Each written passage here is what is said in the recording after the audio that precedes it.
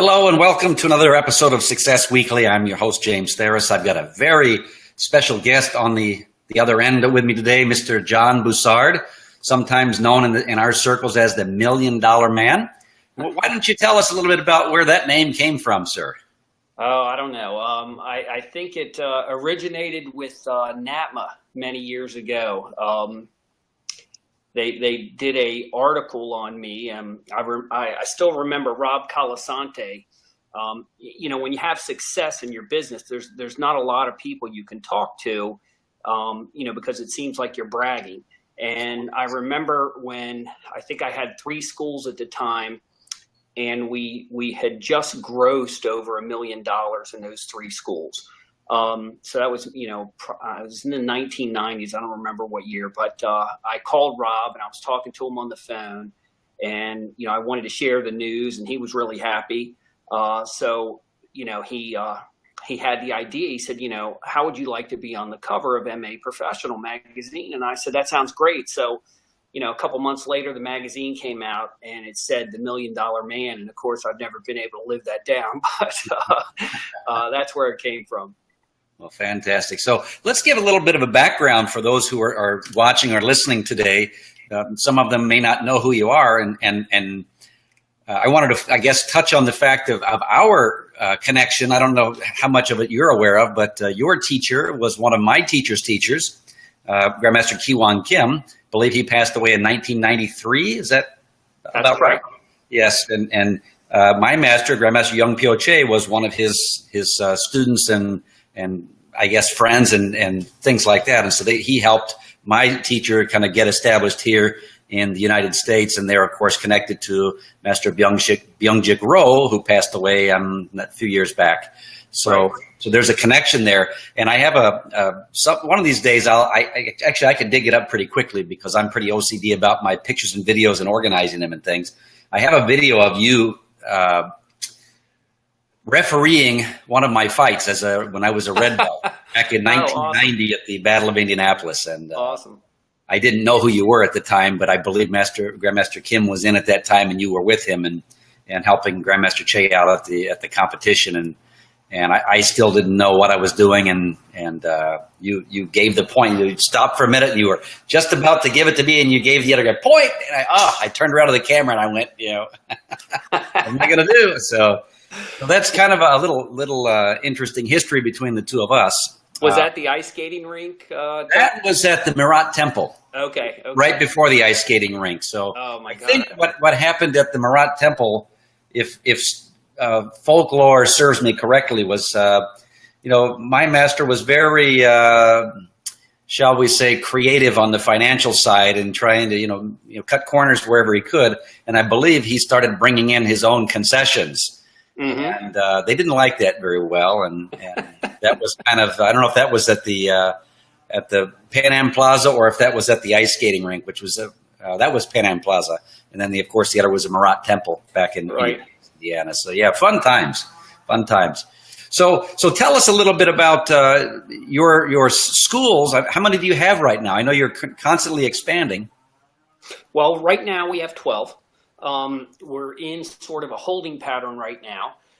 At one point, a few years ago, we had 13. We had one location where we opened, it was sort of a gift location. They say, if somebody gives you something for free, it's probably not worth anything. And that was certainly the case there. They, we had a landlord that gave us a location in a very small town. The whole town had less than 4,000 people. But in essence, they gave us the space and they said, look, we'll do your build out and we just want something to help fill the center.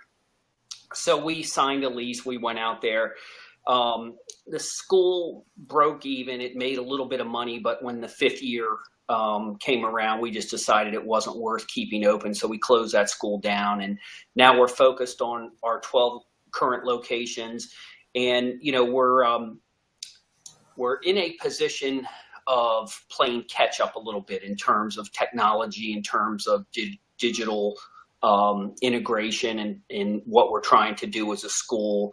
we've switched, and we're in the midst of doing this, of, switching from paper contracts to doing enrollments on a tablet and things like that. And before we expand any more, I've always, I've sort of been a fly by the seat of your pants type owner, and I never needed a reason to open another school. If I saw a space and I thought it was a good area, I'd open a school and figure out how I was going to staff it or how I was going to run it later on.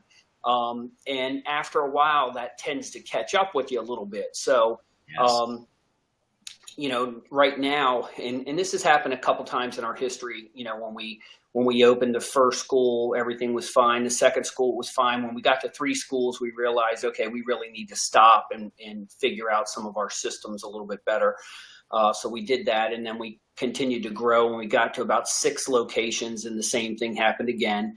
And now with 12 locations, we're doing it over again. The systems we were using at 3 schools didn't work for 6 schools, and the same thing, what we were using for 6 schools didn't work for 12 schools. So if we want to, continue to grow and get to 14, 15, 16 or more locations, we've got to change some things, and that's what we're working on right now. Wow, that's fantastic. So how in the heck do you run 12 martial arts schools? I can barely run 1. Well, I mean, the key thing obviously is staffing. Yeah. One of the things I learned early on as we were, starting to grow is, you have to have the back end infrastructure. You have to have the people that are behind the scenes that really help, run the school, so that, that if you're running one location, obviously you're doing everything. You're doing your inventory, you're doing, your deposits, and you're running your own financial statements and all of those things. When you get to a certain number, you have to have the support people behind the scenes that take care of a lot of that stuff. And so I think when we got, I'd say 2 or 3 schools, we had, a part-time bookkeeper, which, they handled all the things that I didn't want to do, the insurance and the deposits and all that stuff. So as we grew, though, we needed more people. So, at this point in time, we've got a corporate office that is also staffed with a general manager or operations manager who, basically puts out all the fires. He deals with, a lot of the things that allow me to do what I want to do. So he's really sort of the day-to-day connection with the managers at the different locations. We have an on-site controller, a bookkeeper that does all of our deposit, pays all the rent checks, does all of the utilities, and that person also is handling all of our employee benefits. So that's a full-time job. And then we have a marketing person who does a lot of the marketing for the different locations, sets up events and things like that. So in addition to that, I'm, I guess, part of the corporate office now because I'm not teaching every day out of school. So, we've got 4 or 5 people that work behind the scenes. And, as I tell them, our job in essence is to work for the schools. We want to make sure that the managers at the different locations, the staff at the different locations, we want to make their job as easy as possible. And, anything that we can sort of, take off of their plate allows them to focus on the really important things like teaching classes and enrolling new students. So that's really, I guess the way our schools are set up.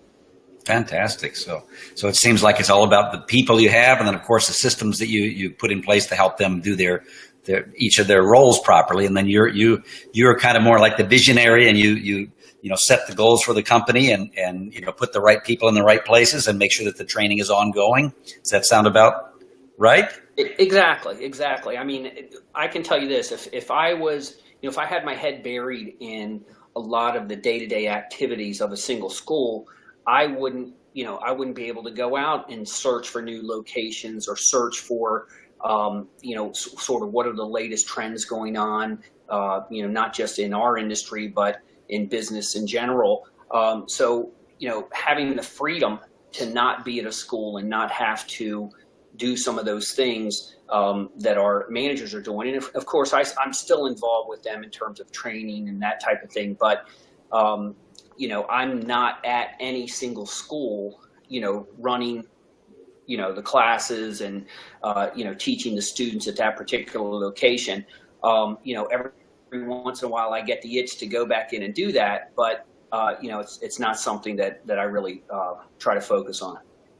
Absolutely. I totally understand, sir. All right. I've got some prepared questions here, and I think this is a good point to kind of transition over. And since we've kind of laid some of the background as to what you're doing, and let's start out by having you give us your definition of success. What does success mean to Mr. John Bussard? Wow, that's a good question. I think that's an individual question. For me, when I started out as part of the educational funding company when I opened my first school. You mentioned that Grandmaster Kiwon Kim passed away in 1993. I opened my first school in 1994. What a lot of people don't know is that Grandmaster Kiwon Kim was a world-renowned martial artist, and he was a horrible businessman. I worked for him for many years, and I didn't make much money. It was sort of like an apprenticeship. If I hadn't loved martial arts so much, I certainly wouldn't have done it as a career. Yeah. There was a lot of suffering that went on. And there was a point in time where Nick Kokinos, who was the owner of Educational Funding Company, came to Mr. Kim and asked him, essentially offered his services for free. I guess the idea was, hey, if I can get Mr. Kim to use Educational Funding Company, it's a little bit of a coup, and he has a lot of clout with the other Korean instructors across the country, and if we can get him on board, we'll be able to bring in this other business as well. And I was chomping at the bit for him to take advantage of it, but he wouldn't do it, and so eventually he ended up selling the business because his health was deteriorating, and then shortly thereafter he passed away. So when I opened my school, my first call was to Educational Funding Company in 1994. And one of the things that I really loved about the company, because I was coming off of a competitive tournament type of atmosphere and coming into owning a school. An Educational Funding Company used to have this thing called the All-Star list, and every month it would list all the schools, and it would rank them, what color belt you are based on what your collection total was for the month. So for me, that gave me my competitive outlet. So success early on for me was how can I climb the ranks in that book, and then how can I get into the multi-school list, and how can I grow on that list. And so I was constantly trying to push myself to do better in business, and that was in a certain way success. But there were some negatives with that too, because sometimes I was so focused on that, it led to a divorce. It led to some health issues because I was working I was at the school 9 to 9 every day, really pushing. If I was getting sick or coming down with something, I wouldn't take a day off. I'd let it, I'd just take medicine and try to push myself at the school. And, one time I ended up in the hospital with pneumonia from that. So, success is something that you have to sort of define yourself. I think if your goal is to run a single school and have an impact on the community that you live in, and all you want to do is just, make a living, then, having a school with 200 students and, making $80,000, $100,000 a year, that might be ideal for someone. But someone else may define it, in terms of, how many students they have, or, how many different communities they've impacted. For me, that was sort of my goal. My goal in terms of success was, I still remember sitting in my first school. We'd been open for a couple of years. We had just had an examination. I was sitting down with a couple of my staff members at the time, and we were just chatting, and And one of them said, wow, it's really cool that we have these students and we're having such a dramatic impact on their lives. And at the time, I think we probably had about 200 students. And I just sort of, mumbled out loud. I said, yeah, just imagine if we could do that for 2,000 students, and now here we are 20 plus years later and we've got 4,000 students. So, that was, for me, that was sort of success. But at the same time, in the last probably 6, 7, 8 years, sorry about that. I balance it a lot better with just some of the things that I've done in terms of, my own personal health and being able to take time for myself and time for my family and things like that. So even though we're growing and we are continuing to evolve, I have a much more balanced life now. And so for me, that, I would rather be in that mode than, working myself to the bone and, being at my office from 9 to 9 every day and not spending time with my family. I was successful financially doing that, but as a person, I don't think I was successful. Great. All right. Well, that leads me perfectly into question number 2. And I know you've seen the movie Back to the Future. Mm-hmm. And if you remember, I don't know if it was the first one or the second one where Biff steals the car and goes back into the past and gives his former self this almanac with all the sports things in it and allows him to become a multi-billionaire. And I believe, if I'm not mistaken, that role was based upon our current president, Donald Trump, and then he blew up with this Biff's paradise and things like that. But if you had that ability to hop into a DeLorean, is that one of your cars, by the way? I know you have some nice cars there. No, never had one of those. Well, if you had the opportunity to hop into a DeLorean and bring it up to 88 miles per hour and head back into the past to 1994, I guess, when you opened your school, what advice would you give your younger self? I think first and foremost, I would plan better. Tell you a quick story. When I had my first school, I'd been open for about 2 years. Like I said, we had about 210 students, something like that. I was in about 2,000 square feet. I didn't know anything about rotating curriculum or any of the other kind of fun things that we've developed now. But, having that number of students in 2,000 square feet back then, it was tough. So I was looking to expand at that point. I said, I had gotten to the point where I had turned over quite a few of the duties to the 2 full-time staff members that I had at the time.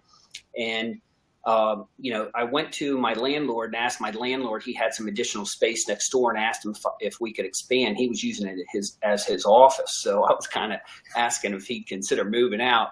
And at the time he said no. So I went and I started looking on the other side of town for some space. I found some space. I negotiated a lease there. I had an appointment. I remember going into my office. It was, about 9:30 in the morning. I had an appointment at 1 o'clock that afternoon to sign the lease for this second location. And lo and behold, my landlord walks into my office and he says, John, I've been thinking about what you said, and I talked it over with my wife, and we've decided that we're going to run our office from our house, and we're going to let you have this space. So now I've got basically 2.5, 3 hours to decide, am I going to not sign this lease for the second location and sort of do the smart thing, which would have been just to expand my first location and keep everything right there. And I sat there for a few minutes, and I think after about 15 or 20 minutes, I decided, you know what, screw it. I'm going to do both. I'm going to open the other location and I'm going to expand my first location. So the interesting thing was I had 3 employees, myself and 2 others. When we were expanding our first school, we were expanding that from a 1-room training environment to a 2-room training environment, and we were opening a new school with 1 room. So I was going to have 3 rooms, and I had 3 employees. So none of us could take a sick day. None of us could take a vacation day. It was, it was tough. So If I were to give myself advice, I certainly wouldn't do anything like that. Like I said, I did some kind of crazy things when I was first coming up. And I think if I were to go back to 1994, I would come up with a very distinct plan of what I wanted my business to look like. I don't know if you saw the movie The Founder, where the guys that created McDonald's, the two McDonald's brothers, along with Ray Kroc, they were trying to figure out how to design their location, and they went out in the parking lot and they had chalk and they were drawing different things in, and then they said, oh, well, the French fries are too close to the grill, and so they'd erase that chalk line and they'd move it over a little bit, and that's how they designed the spaces. Wow. So I think I would have a specific design of what I would want my typical karate school to look like, how many staff. I would do a lot more planning in that way. When we grew, now, we have schools that are 1,800 square feet. We have schools that are 4,500 square feet. We have schools that are, 2,700 square feet. So what I did was I took whatever space was available and I made it work for us. Yes. And it worked. I mean, we're doing well, but that's a lot harder than being able to, stamp out a location, because what I have to do is I have to look at the specific location and say, okay, how much staff do we need based on this square footage? Whereas if we had a specific design where we knew what, our average square foot was going to be, how many students we expected to have in that location, and exactly how many staff members we would need and when we would have to add that. If we could create that formula and build from there, it would be a much easier growth pattern than what I went through initially. So I think that would be a big thing. I would start implementing systems from day one for everything. Even, initially when you're running your school, you have systems, but they're all in your head. And you don't typically write them down, and you just sort of teach people as they come in. But I would write down everything. I'd make those systems. I'd train people on those systems from day one, because unless you do that, it's just going to create more and more headaches down the road. So I think those are the things that I would definitely advise myself to do. And the other thing would be to, stop and smell the roses along the way a little bit more. And, not necessarily just work, but, take some time for family, take some time to enjoy what you've built, and not push so hard all the time. That would probably be it. Great. Now, what about your staffing these other locations? Did those people primarily come through your organization, or did you hire outside the organization as well? And if so, what happened between the two different methods? Hiring outside is a disaster. It is, in essence, the way I look at it, I call those guys hired guns. Yes. And in essence, when you hire somebody from the outside, typically you're looking for somebody to come in and teach the systems that you teach at your school. Correct. Not everyone, but the majority of the people who come in are, in essence, they're looking for a roof over their head where they can teach what they know, what they've already learned. Correct. So those people, and particularly when they come in as black belts, once they come in, it's sort of like when you hit black belt, it's sort of, like they took the clay and they put it in the kiln and they cooked it. And, right. And now it's hard. You can't do anything with it. You can't mold it anymore. Yes. That's what those guys are. And so we have had, we've tried throughout the years. Occasionally we'll run an ad and we'll try to bring someone in from the outside. But I would say in 90% of the cases, it just hasn't worked.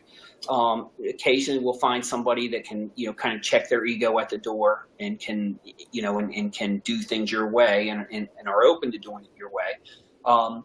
But the majority of the time, we like to bring them through our system. And sometimes I like to have people, if I am going to hire from the outside, I like to try to hire somebody who has a little bit of experience, because I want to know whether or not they enjoy martial arts and they like martial arts. But I don't like to hire black belts. I'd rather hire somebody that was like a green belt, because they're not set in their ways yet. And so they know they enjoy martial arts, but you bring them in and you train them as an assistant and, get them up to speed on things. And then by the time they get to black belt, now they're a black belt in your system, and they came through your system. So those people are a little more moldable. So typically we like to either, train them from the beginning and hire them, which happens a lot for us. Or if we're going to bring someone in, we want to bring someone in that's at a little lower rank, and then, sort of mold them into that piece of clay that we want.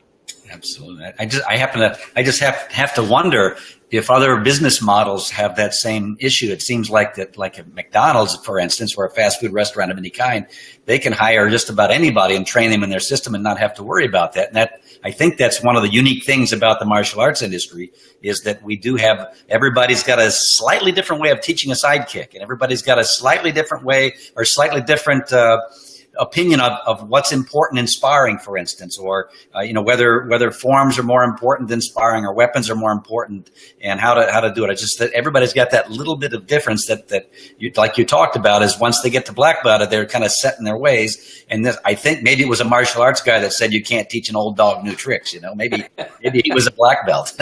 It could have been. Yes. Okay. So what kind of morning rituals do you have? How do you start your day every day? I don't really have any particular morning ritual except getting up, eating breakfast. The great thing about my life now is I don't have to be anywhere. I don't, it's not like I have to be at a school at, 9 o'clock in the morning to teach a fitness kickboxing class, or I don't have any particular place that I have to be. So I've got a lot of freedom. So typically, my morning routine generally is to get up, eat breakfast. I'll check my email, see if there's anything that is important, and then get on with my day. I usually like to work out early in the afternoon. So I'll schedule meetings. Usually in the morning, whether, it's to look at new space or to meet with my accountant or an attorney or, whatever it might be. I try to do those things in the morning. And then try to get my workout in the afternoon. And by I shouldn't say by early afternoon, by probably 3-4 o'clock in the afternoon, I'm usually spending time with the kids. So I have, I have one older son who's 22, and then I have two younger ones. One is 2.5 and one's 4. Wow. So I'm spending some time with them in the afternoon. And, again, fortunately for me, a lot of the work that I have to do doesn't need to be done from one of our schools. So, I can work from home. I can, I have an office at home where I do a lot of my work, and, I can take a break to spend some time with the kids, because as when they're that young, they don't really have any concept of interrupting work or that type of thing. So if I need to stop for a little bit and spend time with them, I do that. So I've got a lot of freedom right now, and I enjoy that. It's a great place to be, definitely. So you're kind of an advocate of Michael Gerber's theory of working on the business rather than in the business, then, yes? Yes. I still like to have my hands kind of on the pulse, but it's like, if somebody asks me, what my role is now, or typically, I'll run into somebody and they'll say, "Oh, you're the owner, do you still teach classes?" And my response is, I don't teach the classes, I teach the teachers. Yes. So the teachers teach the classes, but I work with them. So that's really what my role is in terms of training the students, is to make sure that the teachers understand the curriculum. And so I spend time working with them, making sure that their technique is where it needs to be, and that they're teaching the things that we want them to teach. And that's really what my focus is in terms of instruction now. Yes, fantastic. So you kind of touched on it a moment ago, but what are your thoughts on diet and exercise as it relates to somebody becoming successful? Well, obviously diet and exercise are very important. From my experience, as I've gotten older, it's been an adjustment because I used to, as a competitor, I came up and I loved to train and I loved to compete. And up until I was probably in my mid-30s, it was great. Then I injured my back and I had to have back surgery. Wow. I wasn't, and it was a lumbar surgery. So with all of the kicking that we do, it took its toll. And I made the mistake of not listening to my body. And I came back and I pushed and I pushed and I pushed, and I ended up injuring the back again, had to have a second lumbar surgery. So after that, it took me 2 times, but I finally learned my lesson. I said, okay, no more spinning kicks, no more, no more jump scissor kicks or anything like that.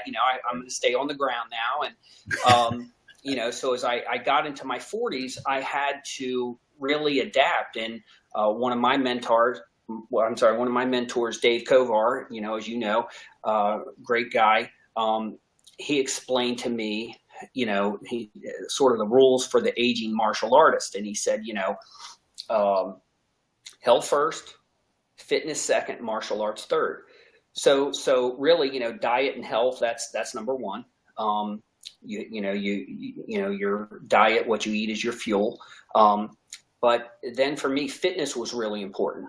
And martial arts training, and again, I'm 55 now, so I've continued to, as I've gotten older, I still train, but I'm smart about how I train. I don't do anything stupid anymore. And a few years ago, we run this summer camp. It's a sleepaway camp. We go away for a week, and I went up there and I said, I'm going to teach these young guys how we used to do it in the old days, and so I went up there, and we had a gym, and we're training inside, and then it was a nice day. So I said, let's train outside this afternoon. And we had this big, long field, and we're kicking all the way down the field, and we're running back, and we're doing sprints, and we're doing bunny hops and, duck walks and all these different things. And I tore both my hamstrings. Oh my goodness. And I didn't know it at the time. It was I guess a bunch of little small tears, but I spent the next 3 months at the chiropractor, and he's treating my legs. And, it was at a point where it was painful to sit in the car, Yes. just to have my legs bent sitting in the car. It was very uncomfortable. So, eventually you get to the point where you realize, okay, that's not important. So now we still have our summer camp. I turned over the leadership role to one of my senior students. So I put him in charge of summer camp. Now I just drive up there and I'll teach a class, and then I drive back home, and then, cause it's about an hour away. And, so I'll go up there, 3 or 4 times during the week and just teach a class. And then I come back and I'll sleep in my bed. And I can tell you, if it's a nice day, we might go outside, but I'm not kicking down the field again. I'll have them kick down the field, and I'll stand there with my whistle and blow my whistle and, demonstrate a little bit. But, the last thing I want to do is go through that kind of thing again. So, you really have to take care of yourself. And as I mentioned earlier, some of the things that I did early on, partly because I had to, but the reason I had to was because we were expanding so quickly. I ended up with plantar fasciitis once because I was teaching 2 or 3 kickboxing classes a day, plus, teaching all the martial arts classes. And, I mentioned I had pneumonia and some other things. And all of these, whether they were injuries or illnesses that I was getting, were really from either overtraining, not taking care of myself. At one point, I got a couple of kidney stones because I wasn't drinking enough water during the day. Yes. So, you really do need to take care of yourself, and your diet's important. How you exercise is important. And most importantly, you got to listen to your body. Yes. Yeah. I have learned that myself. I'm getting ready to turn 50 pretty soon myself. And boy, I'll tell you, the mind really never ages, but the body does. And there's a catch up period there. And you almost, I don't know how you feel, but I almost feel like a little guilty when I walk into my school and I want to jump on the floor, and I want to show the students how to do the flying side kick over 3 chairs, and hit the bag, knock the bag over and things. And then my wise self comes to the rescue and says, that's probably not the best idea. And there's that ego, you want to get out and show them how it was done in the old days, and that you can still, do these kind of things. And that's where I think a lot of adult people in the martial arts, they don't realize that right away, especially if they're just starting out in their 30s or 40s or sometimes in their 50s. And they'll get in there. And that's one of the things I've seen so many times is they'll get in there and try to compete with those 20-somethings. And, it isn't long before they're sitting on the sidelines with a twisted knee or a back problem or something that, is going to take them weeks or months to recover from. So, yeah, it's very important to learn to listen to your body. I can tell you that from personal experience. Okay, I've got a few more questions for you here. Let's see what we can fit in here.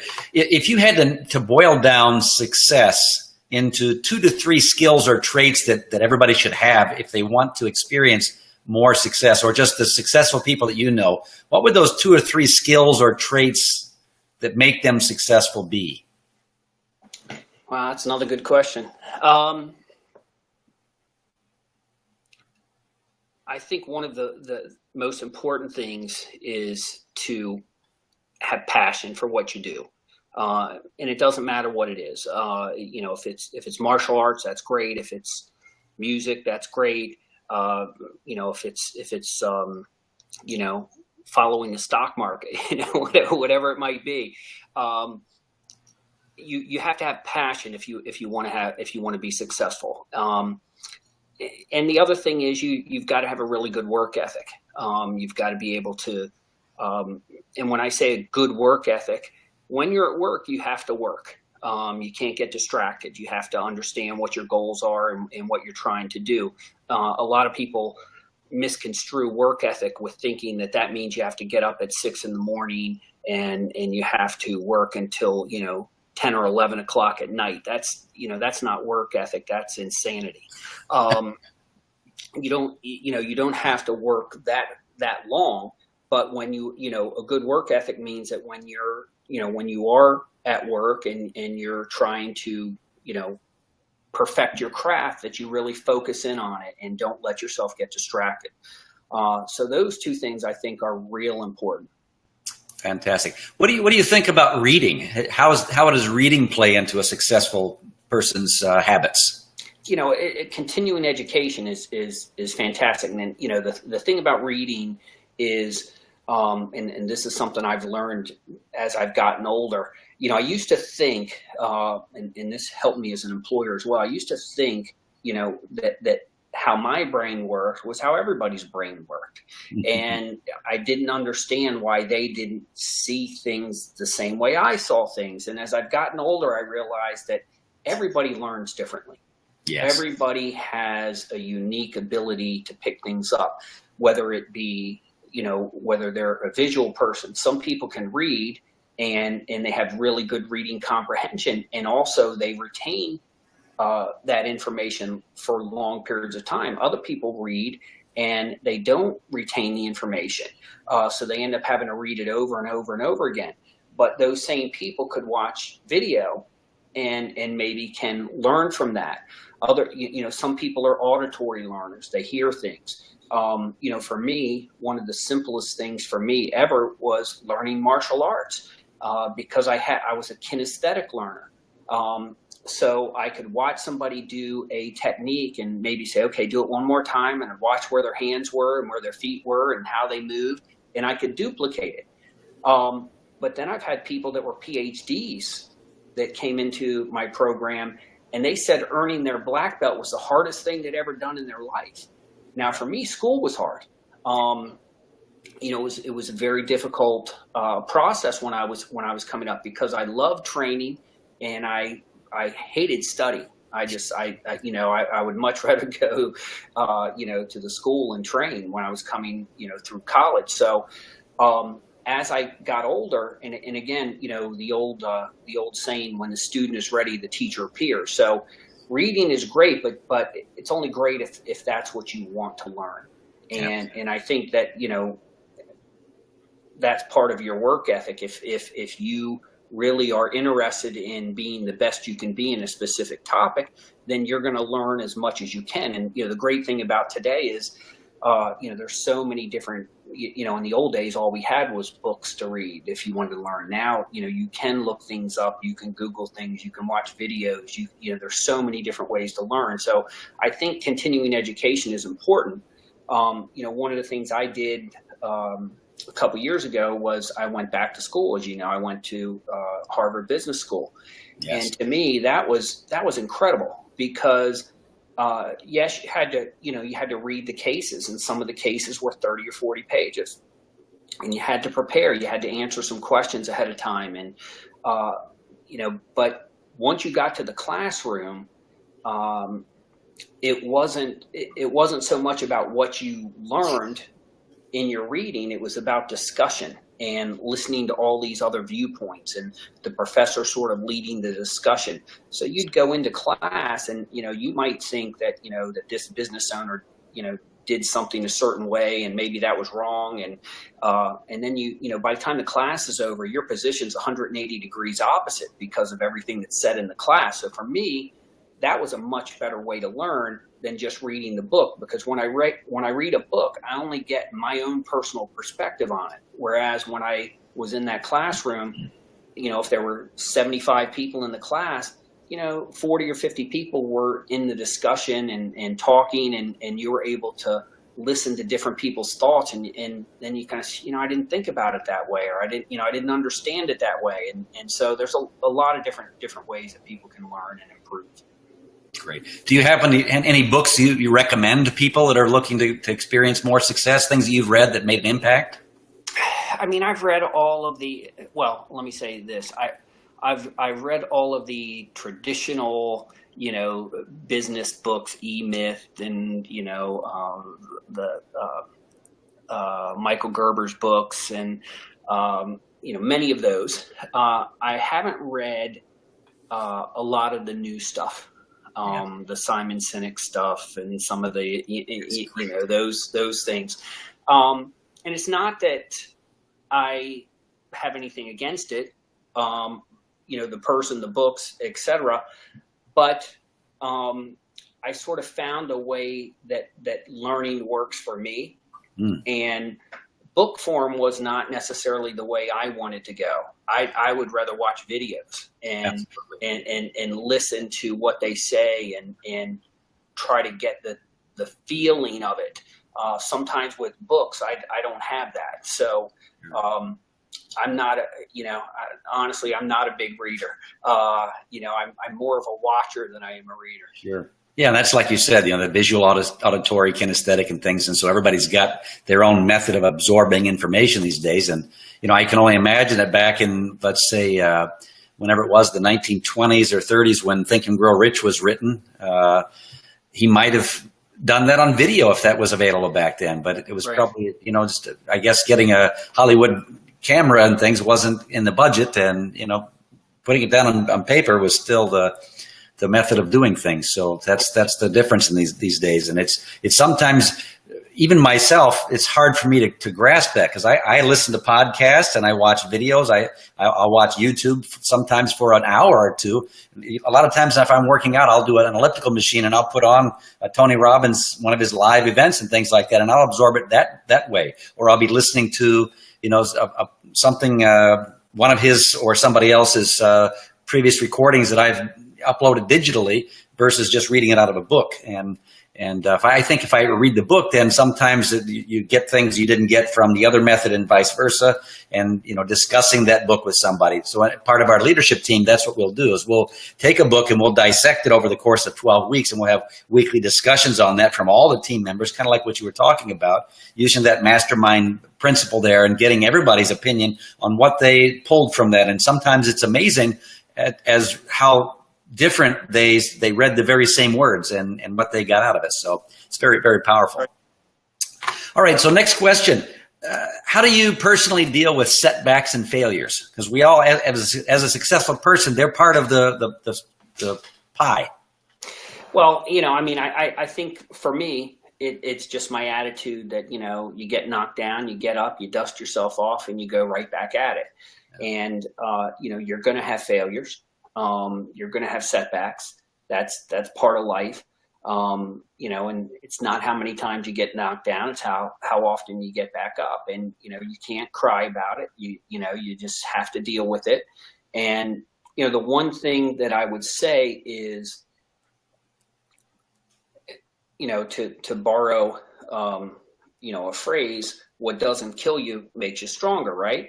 Yes. And for me, as I've gotten older and I've gone through different things, the simplest way I can explain it is that things that used to stress me out 15 or 20 years ago, or even 10 years ago, they don't stress me out anymore. You know, I get a call from somebody, and you know, it's a manager at a location, and they tell me that they're you know, they're quitting, they're moving to Florida, right?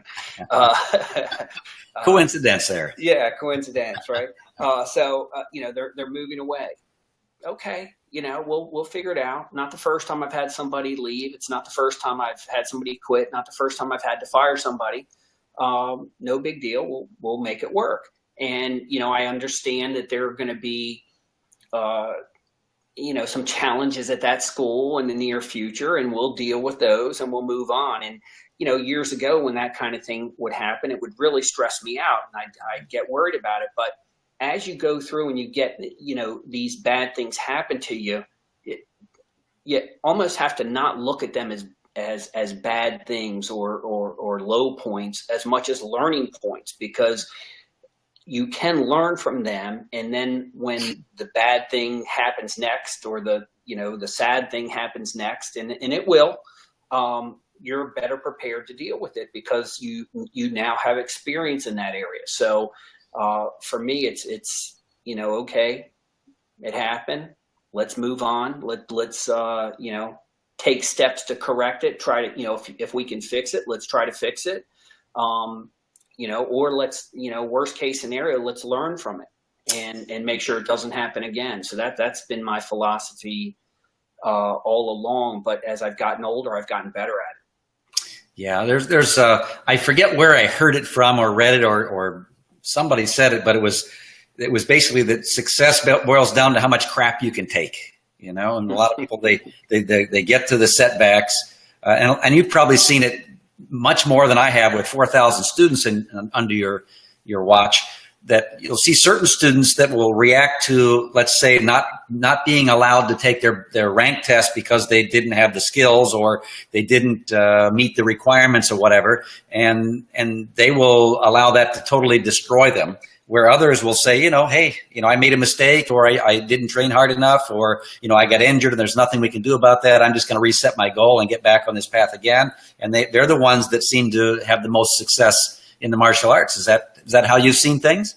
Yeah, I mean, you have to look at it that way. I mean, you're there.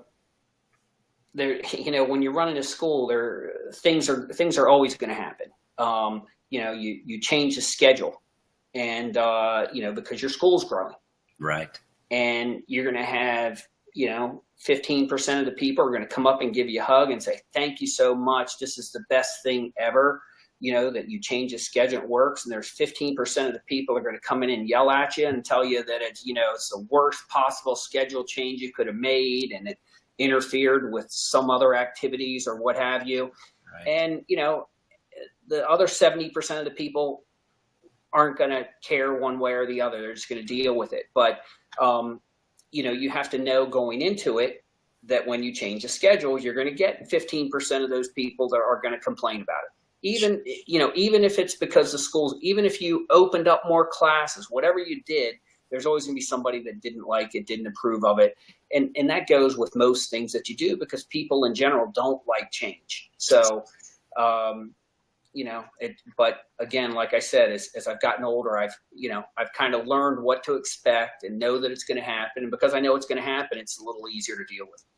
All right. Final question for you. So let's do a little nostalgia here, if you will. Tell our listeners, and I'm interested in as well, what it was like to train back in those early days with Grandmaster Kiwan Kim. What was the atmosphere like? What was the training like? And how was it different than it is today? Wow. Well, it was night and day. Training at Kim's studio was, you know, at the time, it was all I knew. So I didn't know any better. We never used safety equipment. It was available. We never used it. We never wore any sort of padding at all. We sparred pretty much every day. Yeah. It was set up where, and I don't want this to come out the wrong way, but it was about the glorification of the school. In other words, it was about producing champions. Yes. And so we prepared for tournaments. We went to tournaments. If you won the tournament, a lot was made of that. He's the grand champion, et cetera, et cetera. And if you didn't, you could still train at the school, but they didn't put a lot of emphasis on your training. Yes. So it was, and it was sort of a pyramid where, the Grandmaster Kim was up here and he was the top. And then there was this pyramid that went down, and way down here at the bottom were the lowly white belts, right? And of course, the primary difference is, today, and even when I opened my school, we flipped that over. Yes. Because the white belts were the most important people, because they were the ones that needed the most care and the most nurturing. Back at Kim's studio, when a white belt came in, we looked at them as fresh meat. And so, and I was that way too. When I was a white belt, you got beat up. Yes. And you came back, and eventually you learned to protect yourself so that you wouldn't get beat up. And then you also, just sort of by the way that it was done, as you started to move up the rank, then the new people, the black belts were still beating up on you, but now there were new beginners that you could beat up on, so that you could give a little bit too. It was a different type of thing, but it was also, the good part of it was a family. Yes. You walked into the school, you took off, no matter where you came from, whether you were poor, rich, middle class, whether you were black, white, Asian, Indian, none of that mattered. You came in, you took off your street clothes, you put on your uniform. It was like being in the military. You walked out, everybody had the same uniform on, everybody treated each other with respect. And I developed a lot of great friends there. And because we went through that training together, we went through the ups and downs together, and it was a lot of fun, and some great memories from those days. Yeah, absolutely. I can relate with all of that. So it hadn't changed, I guess, that much when I got started. So I think the change probably started happening around the mid 80s or so, is when I started to notice a little bit of a kind of tapering back from some of those old traditional ways, and bringing in some of the new thought processes, and professional education and things became more, part of the norm. So yes, I think it's kind of bittersweet. Some of that you really miss, and you'd like to have some of the guys experience it, and other things you think, wow, it's a good thing we never do that again. So yeah, say that again. Yeah, it's been a fantastic experience. Well, we've had a wonderful time chatting with you today. I've learned a ton, and do you have any final words for our listeners? No, I think we covered a lot today. So I appreciate you having me on your podcast, and I hope the listeners got something out of it. Absolutely. Well, I appreciate your being here, and look forward to seeing you next month in Vegas. Awesome. I'll see you there. All right. Thank you, sir. Okay. Take care. Bye-bye. All right, sir. Thanks again. Oh, there it goes.